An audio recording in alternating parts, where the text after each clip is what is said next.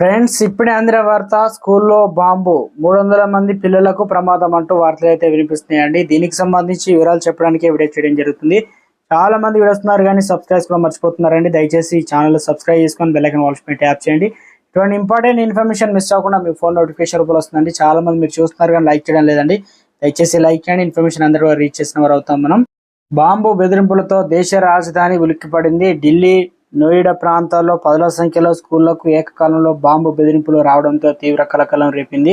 దాదాపు 50కి పైగా పాఠశాలకు ఈమెయిల్స్ వచ్చినట్టు తెలుస్తుంది. బెదిరింపుల నేపథ్యంలో విద్యార్థులకు ఇంటికి పంపించారు. తల్లిదండ్రులకు సమాచారం ఇవ్వడంతో వెంటనే వారు ఆయా స్కూళ్లకు చేరుకొని పిల్లలను తీసుకెళ్లారు. ఆపై పాఠశాలలో బాంబ్ స్క్వాడ్ తనిఖీ చేపట్టింది. షాలిమార్ గార్డెన్ లో ఉన్నటువంటి ఢిల్లీ కాన్వెంట్ స్కూల్ ఈమెయిల్కి అయితే వచ్చింది. ఈమెయిల్ ఉదయం 7 గంటలకు వచ్చింది. దీనిని పాఠశాల యాజమాన్యం ఇప్పుడు చూసి 112కి కాల్ చేసింది. పోలీసులు స్కూల్లో సోదాలు చేసి బాంబు లభ్యం కాలేదు. స్కూల్ యాజమాన్యం పిల్లలు తల్లిదండ్రులకు సమాచారం అందించారు. అటు ఢిల్లీలోని ఫైర్ స్టేషన్ 60కి పైగా కాల్స్ వచ్చినట్టు తెలుస్తుంది. ఈ స్కూల్స్ కు బాంబు బెదిరింపుల వెనుక ఒకే వ్యక్తి హస్తం ఉన్నట్లు పోలీసులు అనుమానిస్తున్నారు. ఆ వ్యక్తిని కనుక్కునేందుకు పోలీసులు సెర్చింగ్ మొదలుపెట్టారు.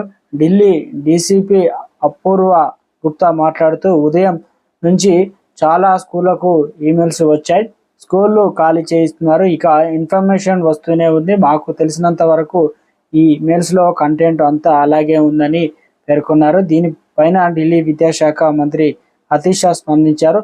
సోషల్ మీడియా ఖాతాలో పోస్ట్ చేశారు. ఇప్పటివరకు ఎలాంటి బాంబులు గుర్తించలేదు. విద్యార్థుల తల్లిదండ్రులు, స్థానికులు స్కూల్ యాజమాన్యాలు నిరంతరం టచ్లో ఉన్నారు. అవసరమైన చోట పాఠశాల అధికారులు, తల్లిదండ్రులు సంప్రదింపులు జరుపుతున్నామని భయపడాల్సిన పని లేదని అన్నారు.